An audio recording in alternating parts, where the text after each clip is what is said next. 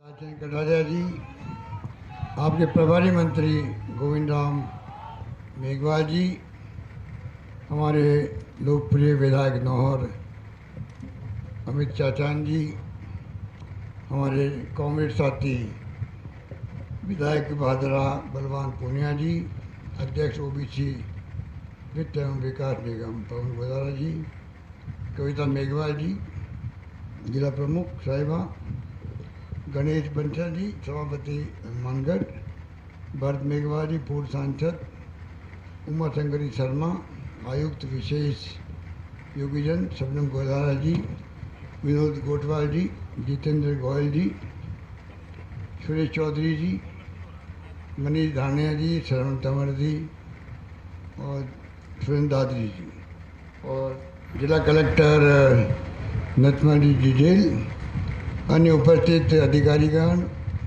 उपस्थित बुजुर्गों, भाइयों और बहनों, नौजवान दोस्तों, प्यारे खिलाड़ियों, जैसा भी आपको बताया गया कि किस प्रकार से प्रदेशवासियों के सहयोग से राजीव गांधी ग्रामीण ओलंपिक खेलों का आयोजन सफलतापूर्वक आगे बढ़ रहा है।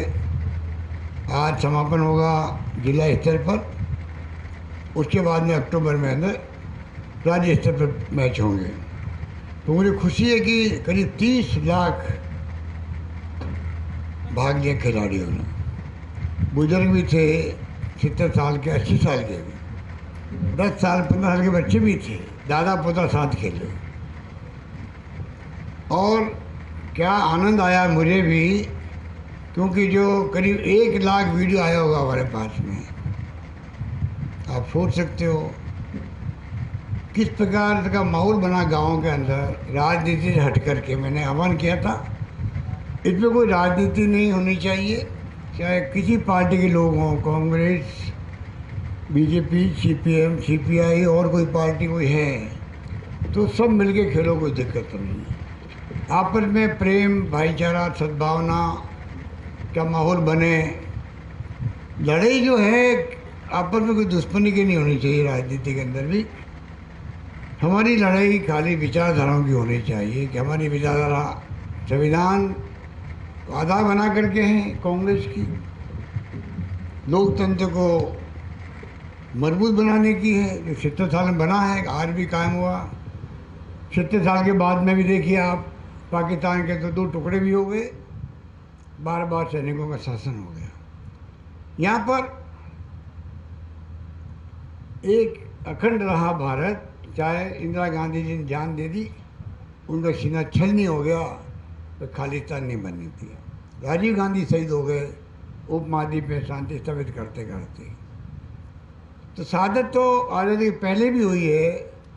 पंडित नेहरू लोग 10 से 12 साल तक जेल में बंद रहे हैं, पर ये इतिहास गवाह है कि प्रेम मोहब्बत की राजनीति होती है, दुश्मनी नहीं होती है। विचारधारा की लड़ाई हमारी है। हमारी विचारधारा सबको मालूम है। हमारे विपक्ष में जो पार्टी हैं उनकी विचारधारा क्या आप देख रहे हो। आज देश में तनाव भी है, हिंसा भी है। तो ये खेल का एक प्रयोग किया हमने कि आपस में प्रेम भाईचारा रहे। जैसे असेंबली में हमारे विधायक हैं, ये कभी कभी विधायक वर्सेस पत्रकार क्रिकेट खेलते हैं, कभी कभी विधायक वर्सेस अधिकारी, जिसमें आईएएस अधिकारी होते हैं। उसमें जो टीम बनती विधायकों की, उसमें कांग्रेस खाली नहीं होती है। कांग्रेस के विधायक भी, बीजेपी भी, सीपीएम के भी, कोई भी हो सकता है। तो क्यों नहीं हम गांव के अंदर भी माहौल ऐसे बनाएं, ये सोच करके ये अभियान शुरू किया। आज तीसरा चरण पूरा होगा, चौथा चरण लास्ट होगा। फिर हम नवंबर दिसंबर में राजीव गांधी शहरी ग्रामीण ओलंपिक की तरह ही राजीव गांधी शहरी ओलंपिक करवाएंगे। हर साल अब ये मैच होंगे। और इसका मुख्य कारण ये भी है, इतना बड़ा मुल्क हमारा 135 करोड़ आबादी का है, पर हम देखते हैं ओलंपिक के अंदर, कॉमनवेल्थ में, एशियाड में बहुत कम सफलता मिलती है। ओलंपिक में तो तरसते हैं गोल्ड मेडल को ले करके। जब ये छोटे मुल्क है, कोरिया जैसे, वियतनाम जैसे, जापान जैसे, अमेरिका भी, चाइना भी, इंग्लैंड भी ले आते मेडल, हम क्यों नहीं ले आते हैं? तो राजस्थान सरकार ने तय किया जो प्रतिभा टैलेंट है बच्चों में, छात्रों में, युवाओं में, जब माहौल बनेगा जिले में खेलों का तो सतही उनको प्रोत्साहन मिलेगा। टैलेंट को सर्च करेंगे हम लोग, सर्च करने के बाद में उनको अच्छी ट्रेनिंग मिले, कोच से अच्छे उपकरण मिले, अच्छे खेल के मैदान तैयार हो। इस प्रकार खेलों को प्रोत्साहन देने का हम लोगों ने संकल्प ले रखा है। उसी के अंतर्गत आज नौकरियां भी 2% नौकरियां रख दी है खिलाड़ियों के लिए। अभी तक मैंने 229 लोगों को नौकरी दे दी है, जिसमें आप देखिएगा DYSP रैंक के लोग भी हैं उसके अंदर। इस प्रकार से जो माहौल बनाने का प्रयास शुरू हुआ वो सफल इसलिए हो रहा है कि प्रदेशवासियों ने साथ दिया। 30 लाख खिलाड़ी, 10 लाख महिलाएं, उसके अंदर 2,25,000 टीमें बनी है खेल की। आप कल्पना करो, इतना बड़ा आयोजन बिना पब्लिक के सहयोग के संभव नहीं था। हमने 40 करोड़ रुपये रखे खाली, पर 40 करोड़ से कई ज़्यादा तो पैसा खर्च के थे गाँव वालों ने। बच्चों को दूध पिलाना हो, खाना खिलाना हो, लाना ले आना हो, सब तरीके से प्रदेशवासी आगे आ गए। तो आज कोरोना के अंदर जो हमने व्यवस्था करी थी, पब्लिक को साथ लेके, कोई भूखा नहीं सोएगा, वही काम आपने खिलाड़ियों को प्रोत्साहन देने के लिए किया। इसलिए मैं प्रदेशवासियों का बहुत आभारी हूँ। और मैं कहना चाहूँगा कि आज ओलंपिक में पहले 30-40 लाख रुपये मिलते थे मुश्किल से, और मैंने 3 करोड़ रुपये रख दिए हैं गोल्ड मेडल वालों के लिए, 2 करोड़ रुपये सिल्वर के लिए और 1 करोड़ रुपये ब्रॉन्ज मेडल के लिए रखे हैं। चाहे पैरा ओलंपिक हो चाहे वो ओलंपिक हो। 25 बीघा ज़मीन इंदिरा गांधी कैनाल पर। इस प्रकार से हम लोगों ने ये तय किया। और कोई कोच आना चाहेगा दूसरे राज्यों से हमारे राज्य में, तो उसकी जो पे है तनख्वाह, उसको प्रोटेक्शन देते हुए हम अपने यहाँ ले लेंगे। 1-2 लोग आ भी गए हैं। इस प्रकार से पूरी तरह मैं चाहता हूँ कि राजस्थान का माहौल खेलमय हो और हम लोग खेलों के अंदर हमारे खिलाड़ी नाम रोशन करें, अपने परिवार का, अपने गांव का, अपने ज़िले का, अपने प्रदेश का। ये मेरी हाजिर तमन्ना है। और अब ये हर साल मैच होंगे, इस रूप में हम लोग व्यवस्था करने जा रहे हैं। बाकी तो अभी मेरे पूर्व वक्ता ने बताया आपको, सरकार कमी नहीं रख रही है। सरकार जो है, जो कहती है वो करती है। जो मांगा मुझसे विधायकों ने, हमारे अमित चाचान और ये बलवान जी बैठे हैं कॉमरेड, आप लोग देखते होंगे असेंबली चलती है तब इनके नाम आता होगा। इतने शानदार तरीके से हनुमानगढ़ जिले की, भादरा की, नौर की, पीलीभंगा की, संगरिया की पैरवी करने में हमारे नेता किसी प्रकार कमज़ोर नहीं रहते हैं। और पहला टर्म है अमित चाचान का, तभी देखिए आप किस रूप में वो अपने विचार प्रकट करते हैं। कॉमेडी का तो कहना ही क्या, कॉमेडी तो कॉमेडी है, अकेले ही पूरे हाउस के अंदर तहलका मचा देता है। अरे मैं भेजता हूँ हमारे चीफ विप को, अरे उनको पकड़ो यार, बाहर ले जाओ। इतना जोरदार अकेला बोलता बोलता राज्यपाल का भाषण चल रहा है और रुक ही नहीं रहा भाई। अरे भाई एक हिम्मत होती है शरीर की भी, जबरदस्ती उठा के इसको बाहर फेंका गया। अरे इसको बाहर ठीक तो ही थोड़ी देर वापस आ गए। ये कॉमेडी है। तो कहने का मतलब ये है कि आपके प्रतिनिधि बहुत मजबूत है। विनोद चौधरी जी तो आप जानते हो कि उनके पिताजी आत्माराम जी भी जिंदगी बिताती किसानों के अंदर, हनुमानगढ़ के विकास के लिए उनके सपने थे। अब विनोद चौधरी जी पूरे कर रहे हैं। आज उनकी तबीयत ठीक नहीं थी, ऑपरेशन होना था, तो मैंने कहा आप कोई दिक्कत नहीं, अगली बार जब आप होंगे तो मैं वापस आऊँगा हनुमानगढ़ के अंदर। नौर जाएंगे, भादर जाएंगे, जब आप कहोगे चलेंगे। परंतु अभी मैं एक प्रकार से ये प्रोग्राम बनाया है तो मैं जाके आता हूँ। तो मुझे खुशी है कि जो मांग रहे एमएलए, मैं देखता हूँ कि ये मांगते मांगते थक जाते हैं। मैंने क्या रखा है, तुम मांगते रहो, थक जाओगे, मैं देता जरा नहीं थकूंगा, ये मैंने कह रखा है। उसी ढंग से मैंने सबके काम की लंबी लिस्ट है, क्या क्या किया आपके क्षेत्र में। मेडिकल कॉलेज बन रही है आपके यहाँ, 350 करोड़ रुपए की लागत से, बताइए आप, कार्य प्रगति पर है। अगले साल ये शुरू हो जाएगा और 300 बेड का हॉस्पिटल भी बनेगा। सतीपुरा के पास नर्सिंग कॉलेज स्वीकृत कर दिए, अगले वर्ष शुरू हो जाएगी। कृषि कॉलेज 2 साल चल रहा आपके यहाँ, पहले मैंने मंजूर कर दी। गर्ल्स कॉलेज के निर्माण कार्य में 6 करोड़ रुपये मैंने मंजूर कर दिए, 6 करोड़ रुपये की लागत से जारी है काम। एग्रो फूड पार्क बनाने के लिए 25 बीघा ज़मीन अलॉटमेंट करवा ली है। जिला अस्पताल जो अभी है 80 बेड का बढ़ा के 330 बेड किए जा रहे हैं। 20 बेड का इश्यू होगा उसके अंदर। गंगानगर फाटक पर 25 करोड़ रुपए की लागत से रेलवे ओवरब्रिज बन रहा है और 37 करोड़ 50 लाख की लागत से टाउन हॉल, 6.5 करोड़ की लागत से सेंट्रल पार्क बन रहा है।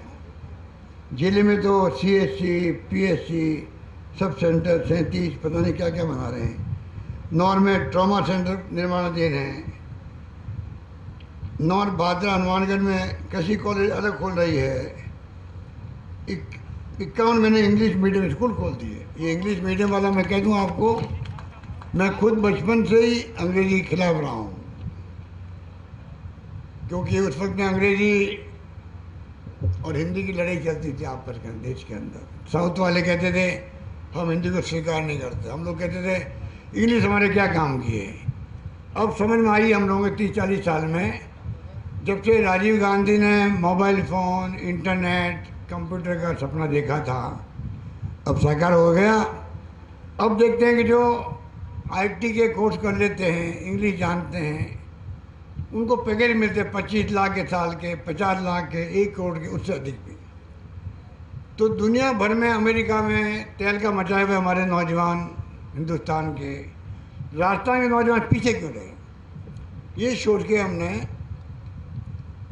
अंग्रेजी स्कूल शुरू करी है। कहाँ तो 1 लाख की फीस होती है प्राइवेट के अंदर जो इंग्लिश पढ़ते हैं, और कहाँ ये फ्री में है, करीब करीब 1000-1500 रुपये मुश्किल लगते होंगे। आप कल्पना कीजिए, आज 10 साल के बाद में देखोगे राजस्थान के अंदर गांव के बच्चे इतनी फ्लुएंटली इंग्लिश बोलेंगे आपस के अंदर, कोई सोच नहीं सकता है। उनका उज्जवल भविष्य होगा। हम कृषि पे ही डिपेंड नहीं रह सकते आराम से। हम उद्योगपति बने, हम व्यापार करें, IT बेस हम काम करें, देश में दुनिया देख के आए हैं क्या हो रहा है दुनिया के अंदर, और नई पीढ़ी को प्रेरणा दें। ये तमाम काम हमें करने पड़ेंगे, तब जाके हमारा प्रदेश के जो नौजवान हैं, बच्चे हैं, गाँव के भी, कस्बों के भी, उन सबको एक अवसर मिलेगा आगे बढ़ने का। ये काम भी हमने बखूबी किया है जो आपके सामने है। इसलिए मैंने कहा कि आज हमने, आपको मालूम है कि 1000 रुपये दे रहे प्रति किसान प्रति माह, और घरेलू उपभोक्ताओं को भी अपन ने 50 यूनिट माफ़ कर दी, 300 यूनिट तक अनुदान दे रहे हैं। तो करीब 46 लाख के लगभग उपभोक्ता जिनका बिल आता ही नहीं, 0 बिल आता है बिजली का, ये हमने आपके सामने हैं। अब आपके और भी कुछ समस्या, 158 करोड़ की लागत से तो आपके जाके प्रोजेक्ट से जो है नहरी पानी का जो भादरा नौर के अंदर इसकी बनाई गई है जाके प्रोजेक्ट से, उसको हम तंत्र मजबूत करेंगे, नहरी तंत्र मजबूत करेंगे। और नहरों को जो है अंतिम छोर तक पानी पहुंचाने के लिए ये मांग कर रहे हैं हमारे कॉमरेड, मेट व बेलदार लगाओ। अब पंजाब हरियाणा का भी कई झगड़े हैं, इनको मैं दिखवा करके फिर बताऊंगा आपको कि इस पर किस प्रकार हम फैसला करें जिससे कि पानी टेल तक पहुँचे। और आपकी योजना जो बहुत ही महत्वाकांक्षी है, जिसके लिए अमित और ये बोलते रहते हैं कॉमरेड, मैं समझता हूँ कि इसको भी हम आगे बढ़ाएंगे। एक हमारे विपक्षी पार्टी के लोग, हमारी कोई दुश्मनी नहीं उनसे, हम खाली ये कहते हैं कि भाई हमारी ऐसी स्कीमें हैं जो जनता तक पहुंचनी चाहिए, उसमें आप भी क्यों नहीं आगे आते हो। अब चिरंजीवी योजना है, मान लीजिए हिंदुस्तान में कहीं नहीं है 10 लाख का बीमा, प्रीमियम सरकार भर रही है आपका, पैसे वाले हैं कोई तो खाली 850 रुपये ले रहे हैं। आप बताइए 10 लाख का बीमा, और उसमें अगर मान लो इलाज करवाया आपने प्राइवेट में, वहाँ बिल ज़्यादा बनता है, 2-4 लाख रुपये लग गए, 6 लाख के बचे उसके अंदर, और घर में तकलीफ आ गई आपकी किडनी की या आप ऑर्गन ट्रांसप्लांट की, लीवर की आ गई, उसमें 10, 15, 20 लाख रुपये खर्च रहते हैं। अब आप बताइए जो हमारी स्कीम है उसमें अगर 6 लाख ही बचे, उसके अंदर आपके 10 लाख बचे, परिवार का वो बीमा है, 6 लाख बचे रहेंगे आगे के लिए, और जो लीवर ट्रांसप्लांट में खर्च होगा 10 लाख, 12 लाख, 15 लाख, वो भी सरकार अलग से आपको देगी आपके परिवार को इलाज करवाने के लिए। ऐसी योजना कहीं देखी है आपने दुनिया के अंदर या देश के अंदर? दुनिया में नहीं होगी मेरे ख्याल से। ठीक कह रहे हो तुम, बिल्कुल ठीक कह रहे हो। ये फैलाओ गांव गांव में, बात को फैलाओ, गरीबों का भला होगा। कई लोग जानकारी के अभाव में फ़ायदा ले नहीं पाते, लाभ उठा नहीं पाते हैं। मैं उनसे अपील करूंगा आप सबसे, गांव तक ये बात फैलनी चाहिए कि हम किस प्रकार से चिरंजीवी योजना को हम लोग कार्ड बनवाएं, उसका लाभ उठाएं। साथ में स्कीम वो भी है, अगर भगवान करे एक्सीडेंट नहीं हो, एक्सीडेंट हो गया आपका, बरसात ज़्यादा ही के लोग पानी में डूब गए थे अभी, ऊपर से कोई पड़ गया आदमी, तो 5 लाख का बीमा मैंने करेगा उसके अंदर ही, योजना के अंदर चिरंजीवी में। उसमें आपको अभी बच्चे के ही डूब गए थे, पानी में डूब गए थे बरसात में, सबके घरों में 5 लाख रुपये पहुँच गए। ये इस स्कीम का कमाल है। और तो और हम लोग कोशिश कर रहे हैं, अगर टाइमली मोबाइल फ़ोन मिल गए हम लोगों को, हम लोग खरीद रहे हैं 1,35,00,000 स्मार्टफोन। तमाम महिला जो मुखिया आपके परिवार की है, जैसे कि बच्चे घर में जो है ऑनलाइन पढ़ाई भी कर सके, जैसे पैसे वाले बच्चों ने करी कोरोना में ऑनलाइन, हमारे बच्चे क्यों नहीं कर सके, गरीब के बच्चे क्यों नहीं करें। तो हमने तय किया है कि सबके परिवार में 1,35,00,000 स्मार्टफोन, 3 साल की इंटरनेट सेवाएं फ्री के साथ दिए जाएंगे। ये मैं आपको निवेदन करना चाहता हूँ। इस प्रकार से इसकी मैंने बनाई है, और मैं समझता हूँ कि एक के बाद एक सब स्कीमें लागू होगी। अब मैं आपको बताना चाहता हूँ, हमारे कोई विरोधी पक्ष के मित्र जो हैं वो अभियान छेड़ रखा है कि कांग्रेस ने वादा नहीं निभाया। राहुल गांधी ने कहा था कर्जा माफ़ करेंगे 7 दिन के अंदर। इतना झूठ मैं समझता हूँ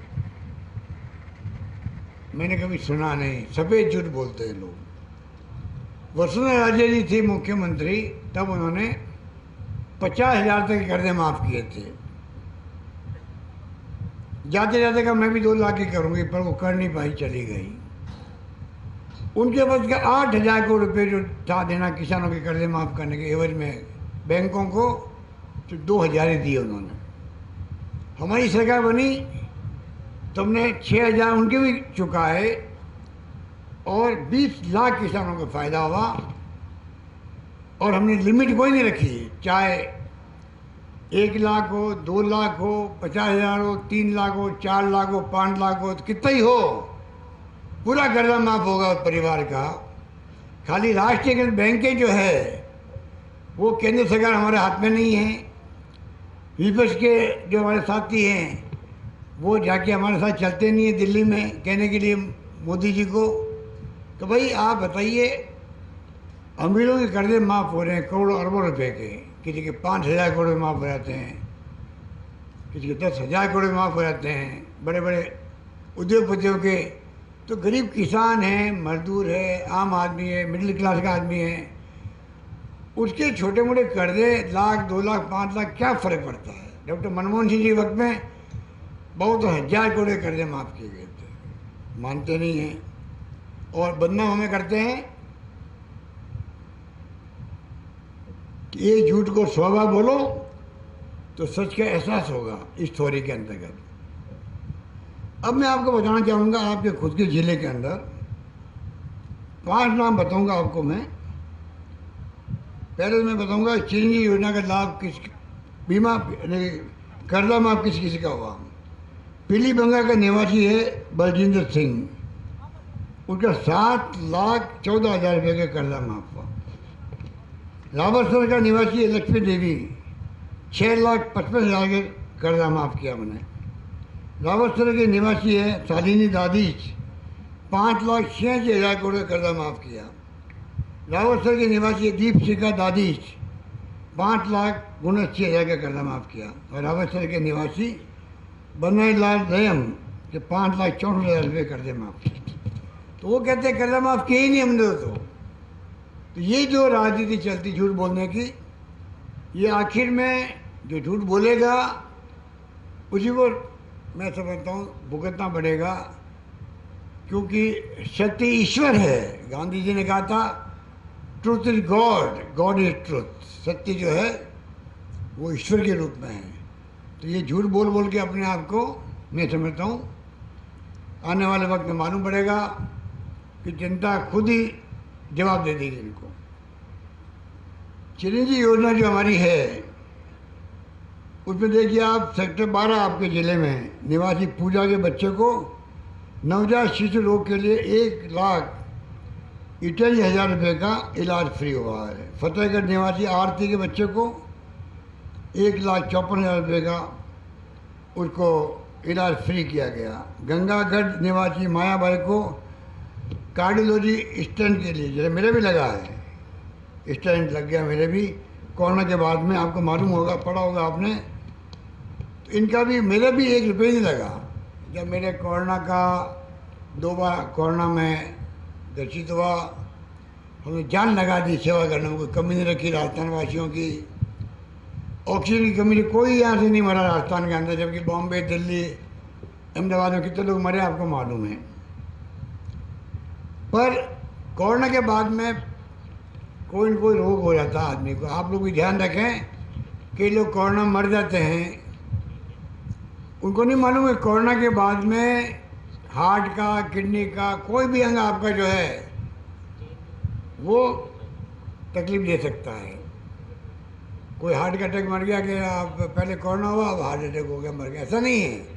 कोरोना के कारण हार्ट अटैक हुआ है, इसका आप लोग ध्यान रखो। अभी तक भी कोरोना गया नहीं है, कई एक दो मौतें होती रहती हैं। पर मैं जो कहना चाहता आपको, स्टेंट जो है मेरे भी लगा और मेरा 1 नया पैसा मेरा खर्च नहीं हुआ, SMS के अंदर फ्री हुआ उसके बाद। ये कमाल है, चिरंजीवी योजना का कमाल है। छिलवाला खुर्द निवासी चंद्रपाल कौर को उसके भी स्टेंट लगा है मेरी तरह, 1,35,000 रुपये का उसको इलाज हुआ फ्री। और पीलीबंगा निवासी नरेश कुमार को कार्डियोलॉजी, वो भी उसको ही लगा है, स्टेंट लगा है, उसके 1,11,000 रुपये का उपचार निःशुल्क हुआ। कहने का मतलब ये, जितनी हमारी योजनाएं हैं उनका लाभ मिले सबको, प्रदेशवासियों को, उसमें आपकी भागीदारी होनी चाहिए। और खेलों के अंदर तो आपके ज़िले अंतर्राष्ट्रीय खिलाड़ी भी आपके यहाँ खेल वॉलीबॉल के भी हैं, विक्रम सिंह मान, अजीत सेखो, अल्पना, कविता सुतार, अच्छा आप परफॉर्म कर रहे हो। तो मैं उम्मीद करता हूँ कि अब जो हमने ये अभियान शुरू किया है उसके अंतर्गत आप अपने यहाँ के खिलाड़ी आगे बढ़ाएंगे, टैलेंट को सर्च करेंगे, सरकार आपके साथ खड़ी मिलेगी सभी तरह से। ये हमारा संकल्प है। अंत में मैं कहना चाहूँगा कि बजट हमने एक से एक बढ़ के दिए थे पहले। अंतिम बजट मेरा होगा फरवरी के अंदर। इस बार मैंने पिछली बार दिया था बजट किसानों के लिए दिया था, अलग बजट किसानों ने पेश किया, दुगनी धनराशि मैंने प्रोविजन किया उसके अंदर। अब मैंने आह्वान किया है नौजवानों को, युवाओं को, छात्रों को, अगला बजट हमारा युवाओं को और छात्रों को समर्पित होगा।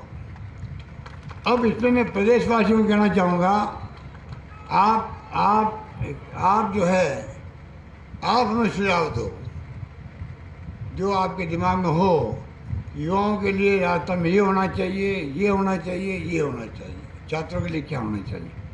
हम चाहेंगे आप सबकी भावनाओं को देखते हुए जितना संभव होगा मैं युवाओं को, छात्रों को प्रायोरिटी देकर बजट पेश करना चाहता हूँ। ये मेरी हार्दिक इच्छा है।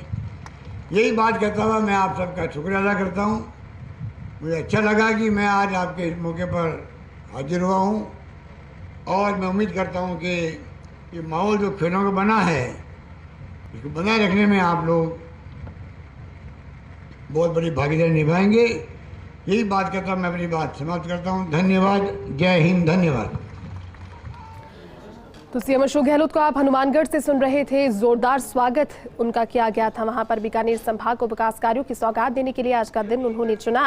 साथ ही संबोधन में एक बार फिर से जिक्र किया कि जनता की बेहतरी के लिए और प्रदेश की जनता के सर्वांगीण विकास के लिए सरकार जो भी योजनाएं लेकर आ रही है उनको वो सुनिश्चित करते हैं हर दफा मीटिंग्स के जरिए कि उनकी धरातल पर कितनी कार्रवाई हो पा रही है। और साथ ही साथ उन्होंने स्ट्रेस का भी जिक्र किया जो कि बेहद ही खास इस मायने में भी है, सियासी मायने में भी, कि आने वाले दिनों में बजट फरवरी में वो पेश करने वाले हैं। इस चीज का उन्होंने जिक्र किया। कहा कि अगर कोई सजेशंस और सुझाव हो युवाओं के लिए समर्पित कि बजट होगा तो जरूर उन्हें बताया जाए।